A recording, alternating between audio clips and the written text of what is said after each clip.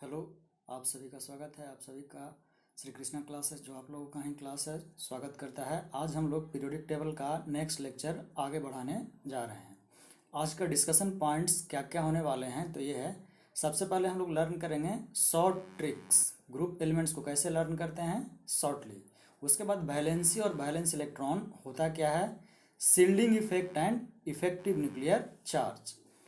इसके बाद है ट्रेंड्स इन एमपीटी। एमपीटी का मतलब है मॉडर्न पीरियोडिक टेबल, और इसके अंदर ही जो पहला ट्रेंड है वो है एटॉमिक रेडियाई, और वो एटॉमिक रेडियाई किस पे डिपेंड करता है, इन सबों के बारे में आज हम लोग डिस्कस करने वाले हैं। तो आइए चलिए अब ध्यान से सुनिए और देखिए। तो पहला ग्रुप है ग्रुप 1A। ग्रुप 1A के एलिमेंट्स को हम लोग कैसे इजीली याद रख सकते हैं, तो एक ट्रिक बनाया है हेलन कब्र से फरार। बहुत ही इजी ट्रिक है। हे से क्या हो जाएगा, हाइड्रोजन। ल से लिथियम। न से सोडियम। क से पोटेशियम। ब्र से रुबिडियम। से सीजियम और फरार से फ्रेंसियम। ये बहुत ही छोटा सा ट्रिक है और बहुत आसान ट्रिक है। आई थिंक ये समझ में आया होगा। अब अगर इससे भी एक और इसी से रिलेटेड ग्रुप 1A का है, जिसको हम लोग क्या बोलते हैं, अल्कली अर्थ मेटल्स भी बोलते हैं। इसका एक और ट्रिक है, देखिए। हेलेना की रब से फरियाद। या तो आपको पिछला ट्रिक याद रहे, या तो ये कोई एक न एक जरूर याद रहेगा। हेलिना की रब से फरियाद। तो हे से हाइड्रोजन, ली से लिथियम, ना से सोडियम, की से पोटेशियम, रब से रुबिडियम, से सीजियम, फरियाद से फ्रेंसियम। तो इन दोनों ट्रिक्स में से आपको जो भी अच्छा लगे उसको याद कीजिए। अब बढ़ते हैं हम लोग दूसरे ट्रिक पे, जो कि है ग्रुप 2A का। ग्रुप 2A के एलिमेंट्स को हम लोग क्या कहते हैं, अल्कलाइन अर्थ मेटल्स। ये है आपका ट्रिक। बेटा मांगे कन्या सुंदर बाप रोए, है ना इंटरेस्टिंग ट्रिक। बेटा से क्या हो जाएगा, बेरिलियम। मांगे से मैग्नीशियम। कन्या से कैल्शियम। सुंदर से स्ट्रोंसियम। बाप से बैरियम। रोए से रेडियम। क्लियर है, आसान है ये। उसी तरह से एक और सेम चीज का एक और ट्रिक। बेटा मांगे कार स्कूटर बाप राजी। बेटा से फिर से वही, बेरिलियम। मांगे से मैग्नीशियम। कार से कैल्शियम। स्कूटर से स्ट्रोंसियम। बाप से बैरियम। राजी से रेडियम। तो आपको जैसे याद हो सकता है आप उसे याद कर सकते हैं। आई थिंक ये इजली समझ में आया होगा। अब हम लोग मेन कंटेंट की तरफ, जो आज का मेन कंटेंट है हमारा, उसके तरफ बढ़ रहे हैं। तो पहला मेन है वैलेंसी। वैलेंसी होता क्या है, देखिए। आउटर मोस्ट सेल में जितने इलेक्ट्रॉन्स वो सिर्फ शेयर कर सकता है। आउटर मोस्ट सेल में तो बहुत सारे इलेक्ट्रॉन्स होते हैं, लेकिन जो सिर्फ शेयर कर सके, और शेयरिंग कैसे करेगा, या तो लूज करेगा, या तो गेन करेगा, या इवन मिल बांट करके भी। जैसे हम लोग रूम रेंट देते हैं ना, अकेले रहते हो तो ठीक है, नहीं तो नहीं कर पाते हैं तो मिल करके कहते हैं आधा तुम दो आधा हम दो, तो उसको बोलते हैं वैलेंसी। और स्टेबल कन्फिग्रेशन बनाने के लिए ही ऐसा करता है एलिमेंट्स, एटम्स। ठीक है, आई थिंक ये क्लियर है। फिर से बता दे रहे हैं, वैलेंसी क्या है, the number of electrons of an atom that loses, gains or share with other atoms in order to get stable electronic configuration। I think समझ में आया होगा। तो इसको एक एग्जांपल के थ्रू भी हम आपको बता रहे हैं। जैसे कोई भी एक एग्जांपल है, जैसे कार्बन। कार्बन कार्बन का एटॉमिक नंबर होता है 6। इसका अगर इलेक्ट्रॉनिक कन्फिग्रेशन बनाया जाए तो 1s2, 2s2 और 2p2। आउटर मोस्ट सेल क्या हुआ, 2, और इसमें कितने इलेक्ट्रॉन्स हैं, 4। तो एक ऐसा एलिमेंट है कि या तो ये 4 इलेक्ट्रॉन सिर्फ शेयर ही कर सकता है। इसी कारण आगे ऑर्गेनिक केमिस्ट्री में आगे इसी कारण सबसे ज़्यादा कंपाउंड्स बनाता है कार्बन। आगे आएंगे इस पे। तो इसका क्या हुआ, अगर इससे पूछता है कि कितना है कार्बन का वैलेंसी, तो 4। इसी कारण इसको टेट्रावैलेंट एलिमेंट भी कहते हैं। आई थिंक ये समझ में आया होगा। आगे बढ़ते हैं। अब है वैलेंस इलेक्ट्रॉन। तो वैलेंस इलेक्ट्रॉन किसको कहते हैं? ये सिंपली हो गया total number of electrons present in outer most shell. जो बाहरी सेल में, आउटर मोस्ट सेल में जो पूरा का पूरा इलेक्ट्रॉन होगा उसको हम लोग कहते क्या है? Valence electron. क्लियर है? जैसे देखिए, इसका भी एक एग्जांपल लेकर के बता रहे हैं आपको। कोई भी, जैसे सोडियम, क्या होता है इसका? 11, एटॉमिक नंबर इसका 11 होता है। तो इसका इलेक्ट्रॉनिक कन्फिग्रेशन बनाएंगे तो 1s2, 2s2, 2p6 और 3s1। क्या है यहाँ? आउटर मोस्ट सेल कौन होगा यहाँ? 3। तो इसमें तो कितना इलेक्ट्रॉन है? ओनली 1। तो इसका वैलेंसी भी 1 होगा। और वैलेंसी 1 क्यों होगा? क्योंकि ये इजिली एक इलेक्ट्रॉन लूज करके अपना स्टेबल इलेक्ट्रॉनिक कन्फिग्रेशन में आ सकता है। क्योंकि ये है किसका? 1s2, 2s2, 2p6। ये इजिली इसको अटेन कर सकता है। और क्लियर है ये बात? 1 इसका क्या हुआ? वैलेंस इलेक्ट्रॉन भी और वैलेंसी भी। ये कैसा एग्जाम्पल ले लिया हमने जिसमें दोनों सेम है। क्लियर है? अब आइए आगे। इस पर आप लोग को हम क्वेश्चन भी देंगे, बहुत सारे क्वेश्चन है हमारे पास, वो भी आगे डिस्कशन इसका होगा। शिल्डिंग इफेक्ट, ये एक इम्पॉर्टेंट है। शिल्डिंग इफेक्ट, क्योंकि इस पे आपको ट्रेंड्स जो हम आगे पढ़ने वाले हैं बहुत डिपेंड करता है इस पे। शिल्डिंग का मतलब जनरल मीनिंग भी अगर आप लोग निकालते हैं तो किसी से आपको बचाव करना। जैसे घर में ही देखिए, अगर पिताजी गुस्सा हो गया, मारने चले, तो माँ पीछे से मारने और हमारे बीच क्या बन जाती हैं? शिल्ड बन जाती है। इसको और सारा एग्जाम्पल ले सकते हैं। जैसे हमारे राष्ट्रपति या प्राइम मिनिस्टर, किसी का एग्जाम्पल लीजिए। अगर आप, वो क्या हैं? हमारे लिए, सभी के लिए, सभी लोगों के लिए बराबर हैं, लेकिन जब आप उनसे मिलने जाइएगा तो उनके जो क्या होंगे? स्टाफ्स होंगे, प्रोटेक्टिव स्टाफ जो होंगे, वो आपको क्या कर देंगे? बीच में ही रोक लेंगे। उन पर अधिकार तो सभी का है, लेकिन हमें वहाँ जाने से रोका जाता है। तो वही केस यहाँ है। सिर्फ बीच में क्या होता है? प्रोटॉन। और चारों तरफ सेल्स में इसके क्या करते रहते हैं?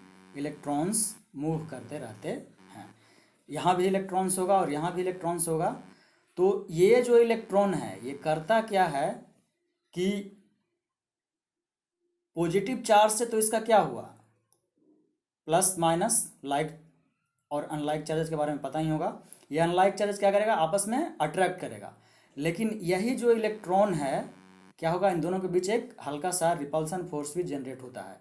तो ये इलेक्ट्रॉन इसको यहाँ आने, यानी जो फोर्स इन दोनों के बीच लगना चाहिए वो फोर्स नहीं लगा पाता है। ये पॉजिटिव चार्ज, न्यूक्लियस का पॉजिटिव चार्ज किस पे? आउटर मोस्ट सेल के इलेक्ट्रॉन पे। ये है शिल्डिंग। और शिल्डिंग का कौन काम किया? जो इनर सेल्स में इलेक्ट्रॉन होते हैं वो। क्लियर है? ये कोई दिक्कत नहीं होना चाहिए। एग्जाम्पल के साथ भी हम समझा चुके हैं, इसको फिर से बता दे रहे हैं। बस एकदम सिंपल एग्जाम्पल घर का ही है। अगर पिताजी मारने चले तो मम्मी बीच में हमारे क्या बन जाती है? शील्ड बन जाती है। तो वहाँ इसी तरह से ये मम्मी का काम कर रहा है इनर सेल वाला इलेक्ट्रॉन, ठीक है। और ये हमारे जो पापा हुए आउटर सेल वाला इलेक्ट्रॉन हमारे तक नहीं पहुँच पाते हैं। क्लियर है? आई थिंक इजली इतना आसानी से समझाए हैं, समझ में आना चाहिए। अब है इफेक्टिव न्यूक्लियर चार्ज। वही कितना इंपॉर्टेंट है वो शिल्डिंग इफेक्ट, उसी के कारण सारा खेल हुआ, उस शिल्ड के कारण ही। यहाँ प्लस, यहाँ माइनस, इलेक्ट्रॉन, यहाँ प्रोटॉन। प्लस का मतलब प्रोटॉन होता है। आप लोग पढ़े होंगे तो कूलम्ब का फोर्स पढ़े होंगे। कूलम्ब का फोर्स क्या कहता है? क्या होता है? F बराबर K Q1 Q2 by R square.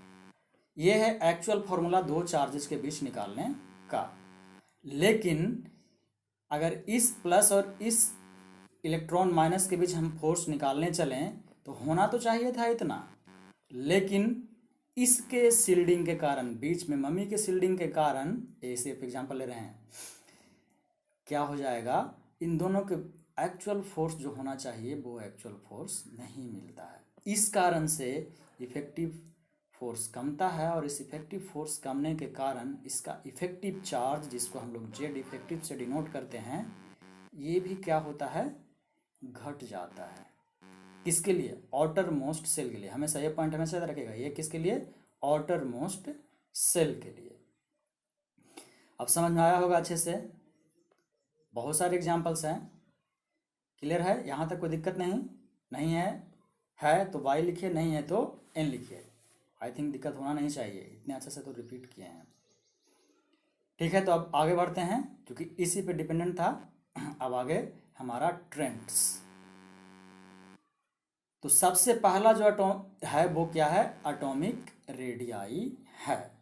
तो एटॉमिक रेडियस होता क्या है? रेडियाई बोल रहे हैं, चूंकि क्यों रेडियाई बोल रहे हैं इसका भी एक रीजन है, चूंकि चलिए इसको बाद में डिस्कशन करेंगे। रेडियाई बोला जाता है चूंकि इसमें बहुत सारा रेडियस का कंसिडरेशन होगा। वंडरवॉल रेडियस होता है, बहुत सारे रेडियस का नाम आएगा, उसको हम अच्छे से फिर से डिस्कशन करेंगे। पहले भी ये होता है क्या समझ लेते हैं। Distance between the centre of nucleus of atom and outermost shell, यानी ये जो न्यूक्लियस है और ये जो आउटरमोस्ट सेल का जो इलेक्ट्रॉन है उसके बीच के डिस्टेंस को ही हम लोग क्या कहते हैं? उस एटम का एटॉमिक रेडियाई। फिर से बोल रहे हैं, न्यूक्लियस के सेंटर से आउटरमोस्ट सेल के इलेक्ट्रॉन के बीच की दूरी को हम लोग क्या बोलते हैं? Atomic radii. तो ये किस पे डिपेंड करता है उसका भी हम लोग को डिस्कशन करना है। अभी समझ में आया? एटॉमिक रेडियाई आया तो लिखिए बाई, नहीं तो एन। फिर से बोलेंगे, बताएंगे फिर से। ठीक है, अब फैक्टर्स, यानी किस पे एटॉमिक रेडियाई डिपेंड करता है। तो सबसे पहला जो है वो है नंबर ऑफ सेल्स। 4 तरह के सेल पढ़ने हैं, के एल एम एन। हर एक के लिए एन अलग अलग वैल्यू है। के एल एम एन अभी इतना, या आई थिंक जो 9th में पढ़े होंगे वो पढ़े भी होंगे, 10th में भी। के एल एम एन 4 प्रकार का सेल होता है, 4 सेल होता है।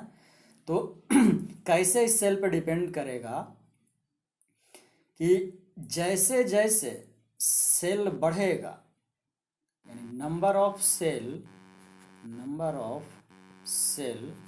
अगर बढ़ता है, इंक्रीज होता है, तो हमारा एटॉमिक रेडियस भी इंक्रीज कर देता है। AR इसको एटॉमिक रेडियस बोल रहे हैं, ये भी इंक्रीज कर जाएगा।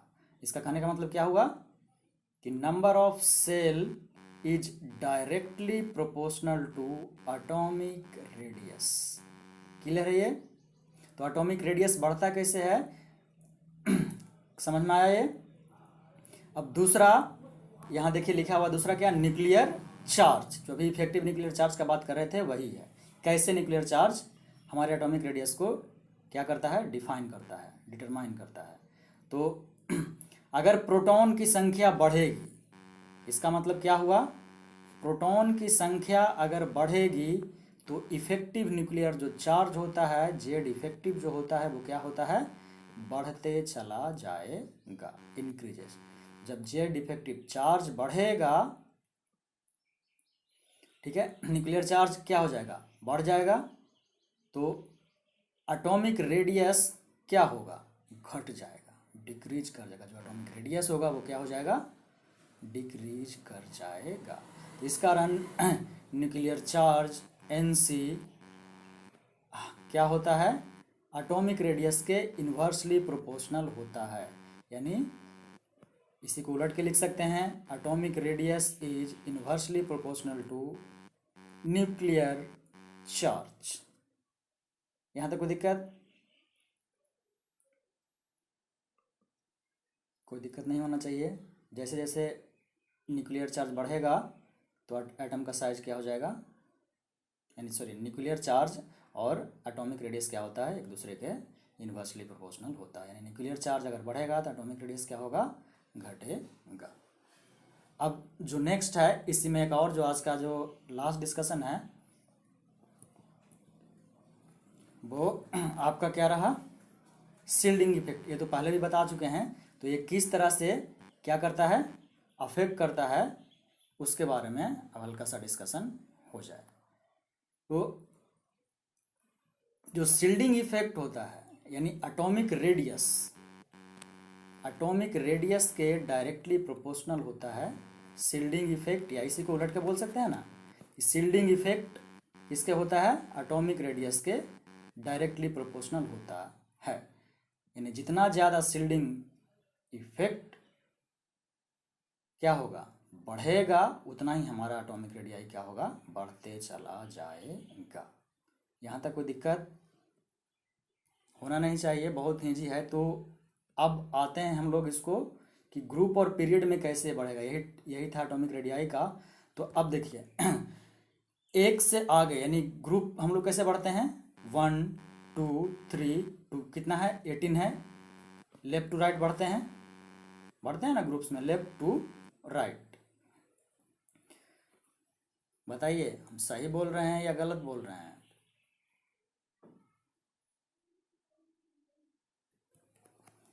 ठीक है, ये किसको बोलते हैं, वर्टिकल कॉलम को हम लोग क्या बोलते हैं, ग्रुप बोलते हैं, और हॉरिजॉन्टल कॉलम को क्या बोलते हैं, पीरियड्स बोलते हैं। तो जो हम अगर इस तरह से बता रहे हैं तो क्या बता रहे हैं, इसको हम हॉरिजॉन्टल लाइंस के बारे में, नहीं पीरियड्स के बारे में। तो पीरियड्स में ट्रेंड्स क्या होता है कि जैसे जैसे हम लोग लेफ्ट से राइट बढ़ते हैं एक ही पीरियड में, तो हमारा क्या होता है, एटॉमिक रेडियाई डिक्रीज करता है। ऐसा क्यों होता है उसे बता रहे हैं। जैसे देखिए एलिमेंट है पहला हाइड्रोजन, पहले का ही एग्जाम्पल ले रहे हैं। हाइड्रोजन, इसके पास मात्र एक है क्या, इलेक्ट्रॉन और प्रोटॉन, तो बीच में एक। उसी तरह से हीलियम ले रहे हैं और इसके पास कितना है, इसके पास होता है 2। तो इसके पास क्या हो गया, नंबर ऑफ सेल्स एक ही है, ठीक है, इसमें एक ही है। इसका भी नंबर ऑफ सेल कितना है, एक ही है, एक ही नंबर ऑफ सेल है। क्यों सेल है, क्योंकि एक ही पीरियड का है। तो लेकिन इसके पास क्या है, हाइड्रोजन के पास, इसके पास एक ही इलेक्ट्रॉन और प्रोटॉन है, और इसके पास 2 इलेक्ट्रॉन है और 2 प्रोटॉन भी है। क्लियर है। तो इससे होगा क्या, 2 इलेक्ट्रॉन बढ़ने के कारण जो यहाँ इलेक्ट्रॉन्स हैं, यहाँ भी ये भी 2 होंगे, लेकिन क्या शिल्डिंग इफेक्ट होगा, यहाँ नहीं होगा शिल्डिंग इफेक्ट। कैसे होगा, क्योंकि दोनों का दोनों इलेक्ट्रॉन एक ही सेल में है, तो इन दोनों के बीच का अट्रैक्शन फोर्स बढ़ जाएगा। जब अट्रैक्शन फोर्स बढ़ जाएगा तो क्या होगा, कॉन्ट्रैक्शन होगा, कॉन्ट्रैक्शन यानी कि रेडियस, एटॉमिक रेडियाई क्या करेगा, डिक्रीज करेगा। ये है आपका ट्रेंड्स किसका, पीरियड्स का, कि लेफ्ट टू राइट जाने पे हमारा एटॉमिक रेडियाई क्या होता है, डिक्रीज होता है। अब आइए ग्रुप्स में ऊपर से नीचे आ रहे हैं। तो जैसे देखिए लिथियम के पास कितना है, 3 इलेक्ट्रॉन और 3 प्रोटॉन होंगे, चूंकि इलेक्ट्रॉन और प्रोटॉन की संख्या बराबर होते हैं। और वहीं अगर बात करें हम सोडियम का, तो इसके पास 11 इलेक्ट्रॉन और प्रोटॉन होंगे, दोनों 11 होंगे। तो क्या होगा कि यहाँ पे अगर लिथियम का सेल